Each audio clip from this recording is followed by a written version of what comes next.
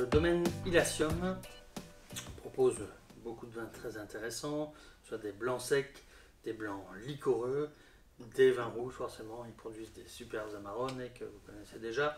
Et cette cuvée qui m'a tapé dans l'œil, on va dire, pour cette édition, sur le millésime 2016, la cuvée Prognaille. Donc la cuvée Prognaille, c'est une cuvée qui est faite avec les mêmes cépages que pour les Amarones, donc Corvina, Corvidon, Rondinella, Molinara, avec une vinification pas tout à fait comme l'Amarone, mais qui confère quand même au vin une richesse, une structure assez extraordinaire qu'on apprécie aussi dans les Amarones. Donc c'est un petit peu moins riche, hein, pour être clair, mais ça peut trouver son utilité au niveau des accords, sur des plats de gibier, sur des viandes rouges puissantes, sur des fromages bleus. Pourquoi pas, ça devrait bien fonctionner. Alors, à la dégustation, on voit qu'on a un vin avec une robe soutenue, d'une intensité rare, avec des reflets un petit peu violacés, quoique sur les bords du disque c'est un petit peu brun aussi.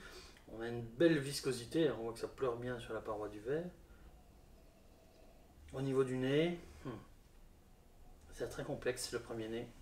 On a les arômes un petit peu fruits noirs très mûrs, un tout petit peu pruneaux. On a un côté un peu cerise noire bien mûre. Donc on a vraiment un très beau premier nez. Après quand on le travaille, le nez s'ouvre, il y a des touches un tout petit peu épicées, un peu fruits secs toujours. Donc on est vraiment sur un vin très intense au niveau de l'expression aromatique.